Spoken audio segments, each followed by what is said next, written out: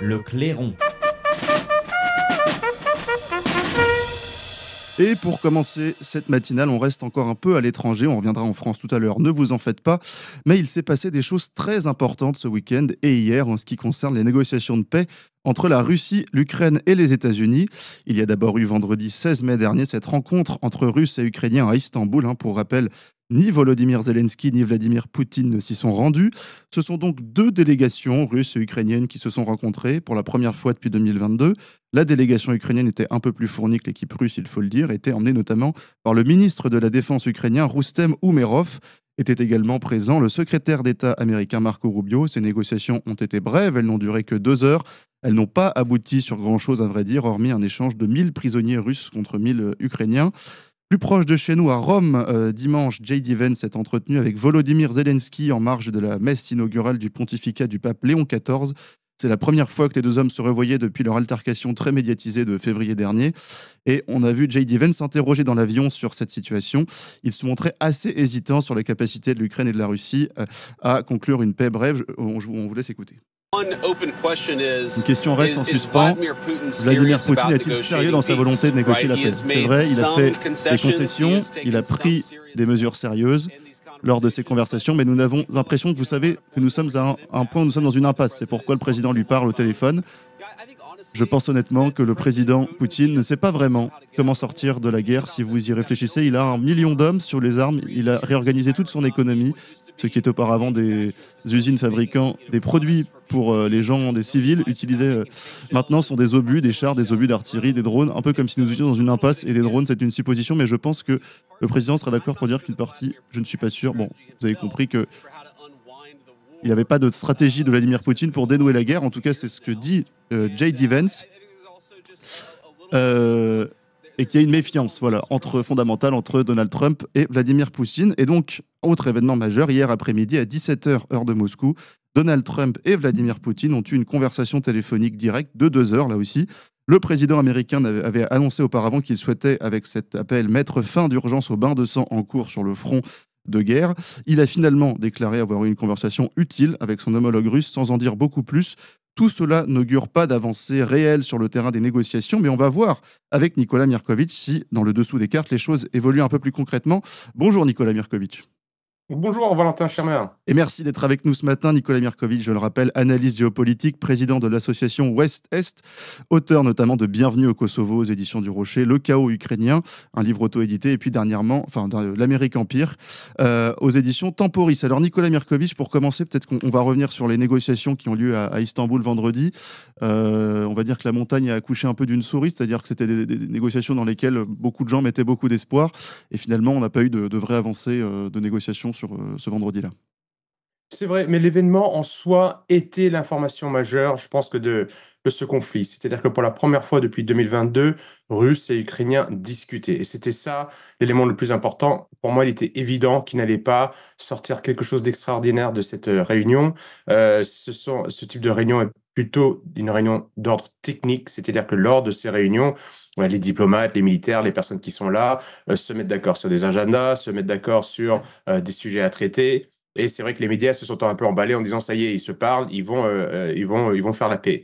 Donc, ce qui était important, c'est qu'ils se parlent. N'oublions pas qu'historiquement, Russes et Ukrainiens se sont déjà parlé au printemps 2022. Donc tout de suite après l'invasion de l'Ukraine par les troupes russes, ils se sont parlé, ils étaient proches d'un accord. Et nous avons Naftali Bennett, qui était au courant de cette histoire, qui était l'ancien Premier ministre israélien, qui a témoigné. Et puis surtout, on a David Arakamian, qui est un des députés du parti de Zelensky à la Rada ukrainienne, qui a expliqué que Russes et Ukrainiens avaient discuté. On sait qu'ils étaient proches de la paix, mais Boris Johnson, le Premier ministre britannique, est arrivé à Kiev après de nombreuses négociations, et il a dit à Vladimir Zelensky que l'Occident, les Atlantistes l'abandonneraient s'il signait avec les Russes. Et tout de suite après, les Ukrainiens ont abandonné les négociations avec les Russes, alors qu'ils n'étaient pas loin de la paix, et la guerre s'est envenimée, si on peut dire.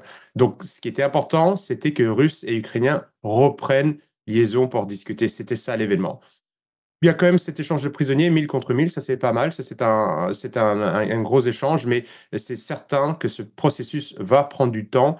il y a beaucoup d'animosité, on peut le comprendre, entre les deux camps. Il était quasiment évident que rien d'extraordinaire allait sortir de là. Et donc, voilà, l'événement en soi était le fait qu'ils se rencontrent. C'est ça ce qu'il faut retenir et qu'il y a de nouveau un dialogue qui est entamé entre Moscou et Kiev. Mais Nicolas Mirkovic, parce qu'on avait discuté de ces négociations avant qu'elles aient lieu avec Frédéric Egui la semaine dernière, et il nous avait dit que justement, les délégations qui avaient été envoyées ce vendredi étaient assez proches dans leur composition de celles qui avaient été envoyées en 2022, justement quand la Russe et l'Ukrainien étaient proches de parvenir à un accord. Alors comment vous expliquez que cette fois-ci, il n'y ait pas eu cet accord? En tout cas, qu'est-ce qui bloque concrètement vous pensez, dans les points de négociation, puisqu'on a quand même des Ukrainiens qui ont fini par se faire tordre le bras par Donald Trump, notamment sur l'accord des minerais. Donc, qu'est-ce qui bloque concrètement dans les points de négociation pour aboutir à un cessez-le-feu, alors qu'on sait que Russes et Ukrainiens perdent de nombreuses vies sur le front encore aujourd'hui? Alors, il ne pouvait pas en 2 heures, Mm. en 2 heures, il ne pouvait pas, régler cette situation. Donc je pense qu'on ne peut pas encore parler de points qui bloquent. Ils se retrouvent, ils se mettent d'accord sur un agenda, ils se testent un peu chacun, Ouais. évidemment, ça c'est sûr, mais c'est pas dans une réunion. Une réunion de négociation de paix de cette ampleur-là, va durer, mais plusieurs semaines. Mm. Plusieurs semaines parce que c'est compliqué et en plus là, on est allé beaucoup plus loin. C'était beaucoup plus facile à négocier en 2022 qu'aujourd'hui. Maintenant, l'armée russe est en train de gagner d'un point de vue militaire. On voit que la politique des sanctions qui a été pratiquée, et je pense que tout ça avait été promis à Zelensky, qu'on lui avait dit qu'on allait lui donner beaucoup d'armes, des conseillers militaires de l'OTAN, des informations satellitaires, qu'on allait appliquer plein de sanctions contre la Russie, et que c'est comme ça qu'il a été convaincu qu'il fallait arrêter la négociation. Maintenant que tout cela n'a pas marché comme cela a été escompté par le camp atlantiste, les Russes ont la main et donc vont être beaucoup plus gourmands aujourd'hui qu'ils n'étaient avant. Donc je pense aussi que à ce stade-là, lors de la première discussion, quand chacun a dit ce qu'il voulait, ils ont dit le maximum. Hein, malheureusement, pour c'est une technique de vente. Voilà Mm. ce que je veux, voilà ce que l'autre veut, et puis après chacun va rentrer en disant, en discutant, voilà sur quoi est-ce qu'on serait prêt à faire des concessions. Donc on ne peut pas parler d'échec pour l'instant parce que chaque camp se redécouvre. Donc, et chaque camp va avoir des prétentions différentes. Et je pense que si on savait exactement ce qui avait été dit lors de cette réunion, on se rendrait compte que les prétentions des deux camps sont incompatibles. Mm. Donc, il y a bien quelqu'un qui va devoir lâcher un moment sur un sujet, quelqu'un d'autre sur un autre, ou certains qui vont peut-être lâcher sur plusieurs sujets. Mais cette première réunion, chaque camp annonce ce qu'il veut. Et puis, on parle surtout des aspects techniques des futures réunions. C'est ça le sujet. Donc, il faudra avoir plusieurs réunions avant qu'on puisse parler d'éventuels échecs ou de réussite des discussions entre Kiev et Moscou. Vous faites bien de rappeler que les négociations sont quelque chose qui se passe sur le long terme. On avait reçu ici Vladimir Orlov, je crois, un ancien ambassadeur de Russie, qui nous expliquait justement que le temps médiatique d'aujourd'hui n'était plus vraiment préparé à des négociations longues comme celles qu'on s'apprête à vivre et qu'on suivra avec vous, Nicolas Mirkovic. Je voulais revenir avec vous aussi sur cet appel entre Donald Trump et Vladimir Poutine, qui a duré 2 heures, à peu près le même temps que les négociations russo-ukrainiennes. Et puis cet extrait qu'on a passé de J.D. Vance, qui a l'air un petit peu moins confiant quand même qu'au début qu'en janvier, lorsque Donald Trump disait qu'il pourrait signer la paix en 24 heures avec Poutine. Comment est-ce que vous expliquez? Est-ce que c'est un changement de ton? Ou est-ce que c'était plutôt quelque chose d'anticipé du côté des Américains, la longueur de ces négociations? Non, je pense en effet que les Américains n'ont pas correctement anticipé les négociations. Maintenant, je rappelle que Russes et Ukrainiens ne discutent pas, que Russes et Américains ne discutent pas que de l'Ukraine. L'Ukraine est la partie émergée de l'iceberg. Les États-Unis sont extrêmement inquiets aujourd'hui par des phénomènes bien plus graves selon eux, que l'Ukraine, comme la dédollarisation, comme l'émergence d'un monde multipolaire, comme le développement des BRICS, comme le développement de l'organisation coopérative de Shanghai. Ces sujets-là inquiètent les États-Unis beaucoup plus que ce qui se passe en Ukraine. L'Ukraine ne rapporte pas grand-chose aux États-Unis, a coûté énormément d'argent aux États-Unis, et les États-Unis veulent s'en désengager. Donald Trump a promis aux Américains qui rapporteraient du pouvoir d'achat. Ça aussi, ça va pas se faire suite à une réunion ou deux ou trois, ça va prendre du temps. Et entre autres, il veut réallouer les ressources, les milliards, hein, plus de 100 milliards, de 200 milliards de dollars dépensés par le contribuable américain dans cette guerre officiellement. Ils veulent les récupérer pour les mettre ailleurs. Donc, ils discutent de tous ces différents sujets qui concernent également le nucléaire, les anciens traités ciel ouvert, les missiles à portée intermédiaire. Et c'est compliqué. C'est compliqué. Comme je le disais tout à l'heure, la Russie a plus la main aujourd'hui qu'elle l'avait avant. Et les États-Unis auraient mieux fait d'avoir ce type de négociation en 2014 ou avant. Aujourd'hui, les Russes ont montré qu'ils n'avaient pas peur de l'OTAN. Ils sont en train de se battre contre l'OTAN. Et je rappelle, cette guerre, on en parlera peut-être dans quelques instants, n'est pas une guerre entre Russes et Ukrainiens. Marco Rubio, le secrétaire d'État américain, l'a encore rappelé. C'est une guerre par procuration entre puissances nucléaires. Cette guerre est une guerre entre les États-Unis et la Russie. Et les Ukrainiens servent de chair à canon du côté américain. Ça, c'est la réalité du sujet. Les Russes sont plus forts aujourd'hui qu'ils étaient avant. Et en effet, comme l'a dit J.D. Vance, eh bien, les Russes ont développé une économie qui prospère. Alors, les sanctions font un peu de mal. Je ne veux pas dire que c'est que l'économie russe est extraordinaire, mais le taux de chômage est extrêmement faible. Le taux d'endettement est de 20%. Le taux d'endettement de la France est à 113, 116%. Et il y a un mécanisme qui fonctionne. Et militairement, les Russes sont en train de gagner. Ce sont les Russes qui sont en train d'avancer sur le front. Alors évidemment, cela coûte des vies. Mais les Russes sont en position plus forte qu'il était avant. Et les États-Unis ne peuvent pas juste arriver comme ils l'ont fait en Irak, en ex-Yougoslavie, en Libye, en disant voici les conditions, mais non, vous n'avez qu'à signer là. Les Russes disent bah non, nous ne sommes pas d'accord, on veut négocier. Et Trump comprend ça maintenant. C'est la 4e fois que Trump et Poutine discutent depuis le mois de février. Ça aussi, c'est extrêmement positif. Je rappelle que la position de la Maison-Blanche et de Joe Biden était, à partir de début 2022, de ne plus discuter avec Poutine. Il fallait jeter l'opprobre sur la Russie. La Russie était responsable de tous nos maux. Et quand Donald Trump est arrivé, il a dit non, on va entamer des discussions parce que la stratégie américaine en Ukraine est un échec. C'est un marasme dans lequel les Américains se sont engouffrés. Ils ont engouffré le monde atlantiste avec eux. Et maintenant, Donald Trump veut s'en sortir. Donc ça également, ça va prendre du temps et ça va couvrir différents sujets. Ils partent du Moyen-Orient, ils vont parler de l'Asie. Et ça aussi, ça prend du temps. Et les Russes, eux, disent, nous, on travaille sur le temps long. Cette stratégie de ces nations-là, et surtout celle de la Russie, c'est de travailler sur le temps long. Ils savent qu'ils sont en position de force pour négocier aujourd'hui, et Vladimir Poutine en profite. Et donc, il va rendre les enchères, il va élever les enchères vis-à-vis des États-Unis, qui sont eux plus désespérés, enfin pas désespérés, mais eux, ils sont plus pressés, pardon, de terminer cette guerre que les Russes aujourd'hui, qui se disent, bah, si on continue à ce rythme-là, eh bien, on va peut-être pouvoir atteindre le Dniepr, et qui sait, pourquoi pas, Odessa, ou la rive occidentale nord-ouest de la mer Noire. Donc, c'est pour ça que ça va être aussi un peu plus compliqué, que ça va prendre plus de temps. Le ton entre les deux présidents était courtois. Ça aussi, c'est intéressant de le noter. Effectivement, c'est intéressant de le noter après 3 ans de guerre. Alors, d'autres qui sont un petit peu moins courtois avec Vladimir Poutine, ce sont les Européens qui se rassemblaient aussi à Tirana samedi dernier. Voilà. C'était la communauté économique européenne, je crois, donc une organisation un petit peu plus large que la communauté politique pardon, européenne.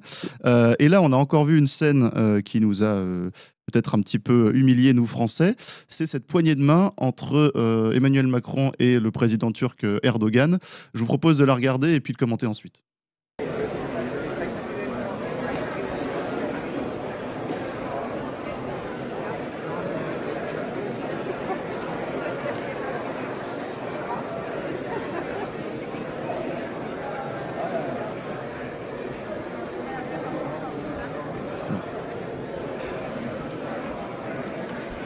Bon là, c'est un jeu de posture, on va dire. Et puis, je précise quand même, avant de vous faire réagir, Nicolas Mirkovic, que les Européens, donc en tout cas Keir Starmer, Friedrich Merz et Emmanuel Macron, exigent toujours un cessez-le-feu inconditionnel de 30 jours de la Russie, ce qui paraît un petit peu illusoire aujourd'hui. Et puis, ont annoncé de nouvelles sanctions encore. Donc, on persiste dans cette stratégie des sanctions qui n'a pas vraiment porté ses fruits. Donc, clairement pas porté ses fruits. Et on voit aussi, quand on fait des menaces comme celle-ci, il faut s'en donner les moyens. Emmanuel Macron a menacé la Russie de sanctions terribles s'il n'acceptait pas un cessez-le-feu tout de suite. Il a dit ça la semaine dernière.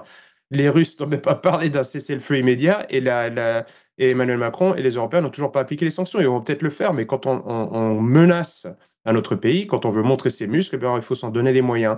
Et donc, on perd de la crédibilité quand on ne le fait pas. Donc, la parole des Européens est évidemment affaiblie parce que toutes ces menaces aujourd'hui ne mènent pas à grand-chose. Et quand, en effet, ils appliquent des sanctions, je rappelle qu'il y a quasiment 30 000, peut-être même un peu plus, de sanctions appliquées contre la Russie, essentiellement par des pays atlantistes qui ne représentent que 16% de la population mondiale.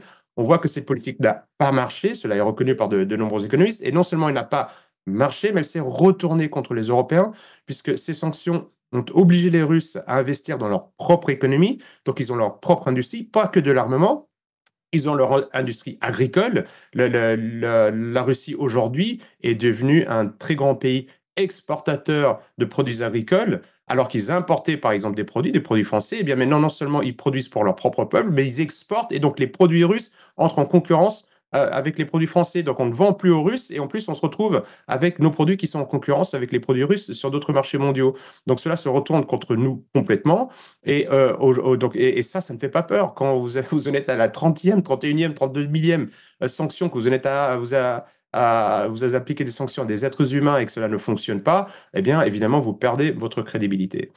Ce qui est intéressant, et c'est pas évident de comprendre tout à fait le jeu atlantiste. Il y a deux lectures. Il y a une lecture, on pourrait se dire, il y a Trump contre l'ancien monde atlantiste, et Donald Trump veut négocier avec les Russes pour les raisons qu'on a évoquées tout à l'heure. Il veut sortir les États-Unis de ce tonneau des Danaïdes financier qu'est l'Ukraine aujourd'hui, qui rapporte rien et dont ils sont responsables, et ils le reconnaissent eux-mêmes, pour pouvoir mettre en place une autre politique ailleurs dans le monde ou même aux États-Unis, Mm. et les Européens qui seraient le refuge des mondialistes et qui attendent que Trump termine son mandat et espèrent que quelqu'un de l'acabit de Biden reprenne les rênes et qu'ils puissent mettre en place leur projet mondialiste. Et ça, c'est quelque chose qu'on entend assez souvent. C'est tout à fait possible, et je pense que c'est un secret de polichinelle que Trump ne s'entend pas très très bien avec la plupart des responsables politiques d'Europe de l'Ouest.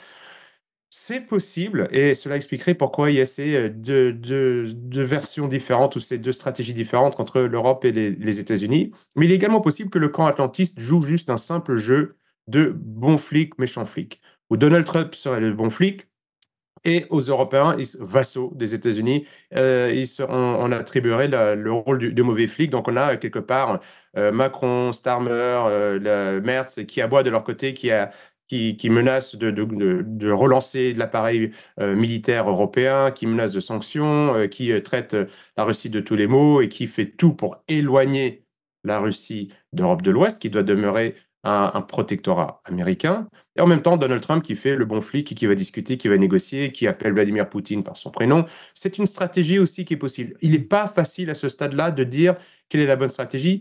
Je suis juste surpris de voir que si on imaginait que c'était la première qui était la bonne, je suis surpris de voir que les États-Unis ne sont pas plus durs avec les responsables politiques européens qui, eux, clairement, seraient en train de savonner la planche. Si vraiment le but des États-Unis était de négocier la paix tout de suite, ce que disent Starmer, Macron, etc., est contre-productif par rapport à ce que Trump essaie de faire. Or, ce n'est pas le cas. On ne voit Mm. pas Washington menacer l'Europe ou même s'énerver parce que l'Europe est en train de l'Ouest, en tout cas, est en train de mener une politique plutôt guerrière. Donc, il y a une petite subtilité. Je pense que personne n'a la réponse à ça. Ouais. Il faut regarder. Et ça, évidemment, ça n'inspire pas de confiance à la Russie, qui ne sait pas exactement qui dit quoi, qui joue quel rôle.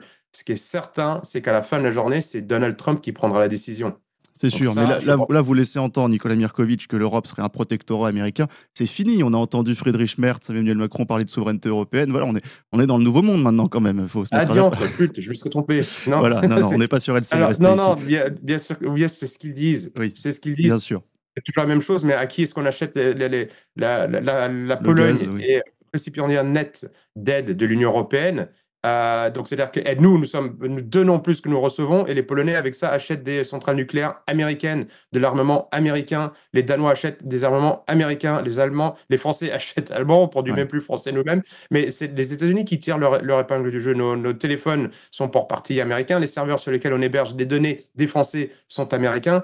Excusez-moi. Et quand on vend des sous-marins nucléaires aux Australiens, les Américains arrivent, nous poignardent dans le dos Mm. et nous prennent le business. Nous sommes encore, comme Zbigniew Brzezinski l'avait dit dans Le Grand Échiquier, encore un vassal américain. Et les Américains, aujourd'hui, ont besoin de ces 450 millions d'habitants de l'Union européenne parce qu'ils veulent continuer, ils nous voient quand même comme un marché. N'oublions pas ça.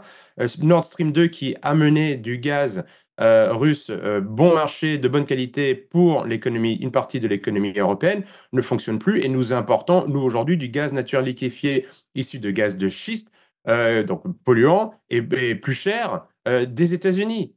Cui bono, à qui profite le crime? Bien Donc je sûr. pense qu'il ne faut pas être trop naïf et qu'il y a beaucoup de postures dans ces propos tenus par les responsables politiques européens.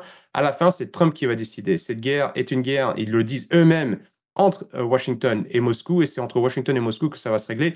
Et peut-être dans la théâtralisation politique des relations diplomatiques, parce que ça c'est une constante, eh bien on va essayer de faire croire que c'est c'est Poutine et Zelensky qui vont négocier, mais derrière, les États-Unis, c'est eux qui vont donner le là. Ça, c'est certain, de ces négociations. Et vous faites bien d'appeler à une Europe un petit peu plus maîtresse de son destin à l'avenir. Une dernière actualité sur laquelle je voulais vous faire réagir, Nicolas Mirkovic, c'est les élections en Roumanie. Toxin les a suivies, on a fait une émission spéciale Oui. hier dessus. Cette victoire un peu surprise de Nico Jourdain, donc le candidat plutôt pro-européen, au détriment du nationaliste Georges Simion. Et puis ces accusations d'ingérence de la part de Pavel Durov, le fondateur de Telegram, vis-à-vis d'Emmanuel Macron et de ses services secrets. Qu'est-ce que ça vous a inspiré? Je pense qu'il faut qu'on arrête de mettre démocratie et Europe dans la même phrase. Ah, On voit que c'est impossible aujourd'hui de mener une campagne politique sereine, avec des vrais débats politiques, sans qu'il y ait de ingérence étrangère ou alors nationale, mais avec des fonds étrangers.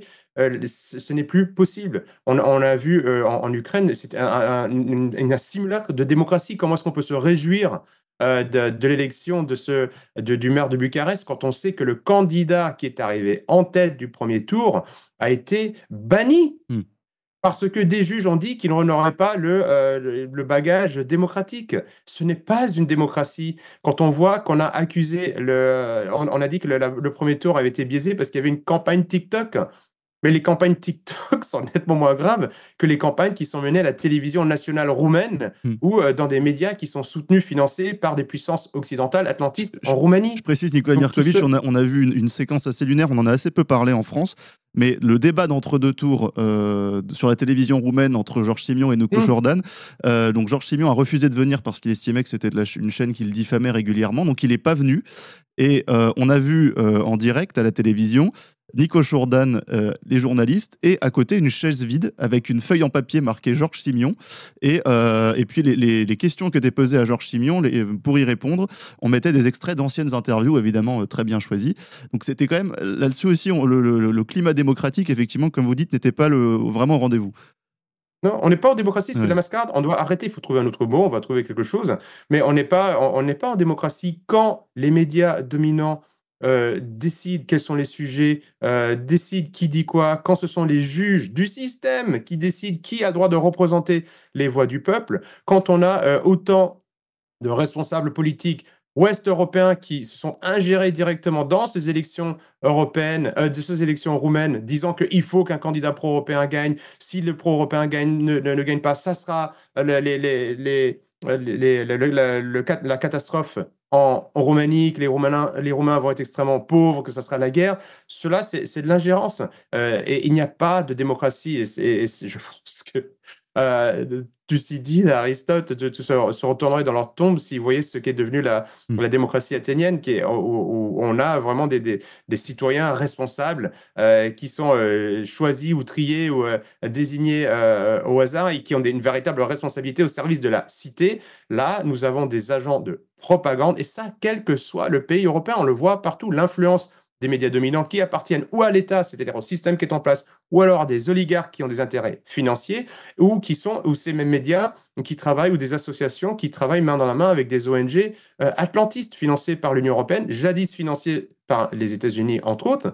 Mais comment est-ce qu'on peut être en démocratie? On est dans la fabrication du consentement, comme l'avait expliqué Walter Lippmann, et avec beaucoup plus comment dire, d'intérêt Noam Chomsky. On ne peut plus prononcer ce mot-là. Les peuples européens ont été dessaisis de leur pouvoir de décider de quel avenir ils voulaient pour leur propre peuple. Et n'oublions pas que nous sommes dans un système de démocratie représentative. C'est-à-dire que Hmm. même dans les pays où il y aurait peut-être un peu moins d'ingérence, où ce serait moins visible, et en Europe, je peux vous dire qu'il n'y en a pas, Europe de l'Ouest en tout cas, eh bien, nous avons des responsables politiques qui représentent le reste du peuple. Donc, c'est de nouveau pas le peuple qui décide directement. Et c'est ainsi qu'on a, par exemple, en France, un référendum où les Français disent très clairement qu'ils ne veulent pas le traité européen, et d'ailleurs, et après des politiciens et l'ensemble du Congrès qui vont aller contre la voix du peuple. Donc, on ne peut plus parler de Hmm. démocratie. Un débat pourrait être ouvert pour savoir si on y a été à un moment ou l'autre, mais aujourd'hui, on ne l'est pas. Et la Roumanie vient de le montrer. Et donc, on a des responsables aujourd'hui qui se félicitent de la victoire de la démocratie. C'est une blague.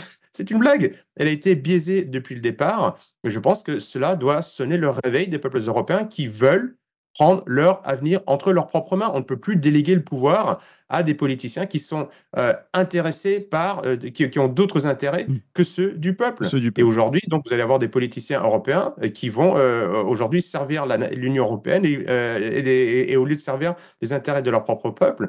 Et je pense que les accusations d'ingérence contre la France sont à prendre au sérieux. Et je suis surpris, je n'ai pas encore vu de députés français qui ont envie d'enquêter sur cette histoire. On a été accusés ouvertement par des politiciens de premier rang, par le patron de Telegram, d'ingérence en Ukraine. On sait que l'ambassadeur de France En Roumanie. Hein.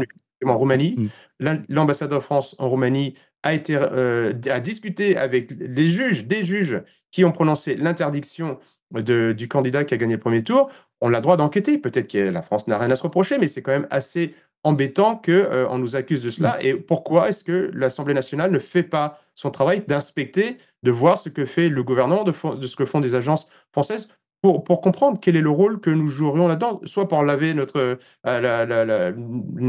image, soit pour arrêter tout de suite des Pour faire dérives. la lumière sur ces dérives. Effectivement, merci Exactement. beaucoup Nicolas Mirkovic. En tout cas, vous faites bien d'appeler à ce réveil des peuples européens.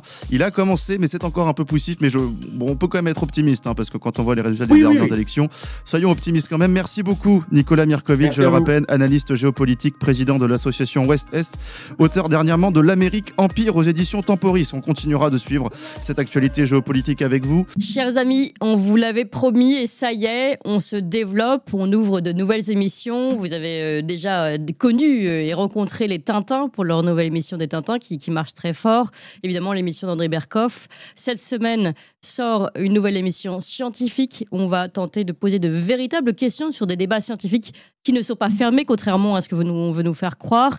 Donc pour toutes ces émissions et encore d'autres, comment reprendre le pouvoir politique aussi, une autre émission à suivre, et puis des émissions historiques, géopolitiques et bien d'autres qui vont arriver. Il nous faut de la place parce que évidemment la première chaîne est déjà très prise par toutes les émissions et diffusions du matin notamment.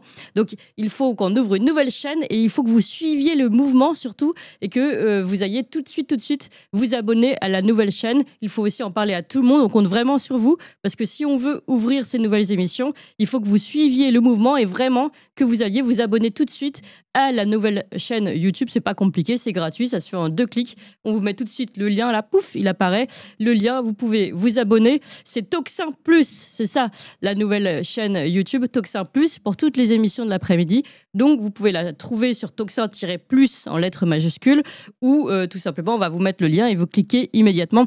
Je vous fais confiance. Allez-y tout de suite. 1, 2, 3, Toxin Plus, allez-y.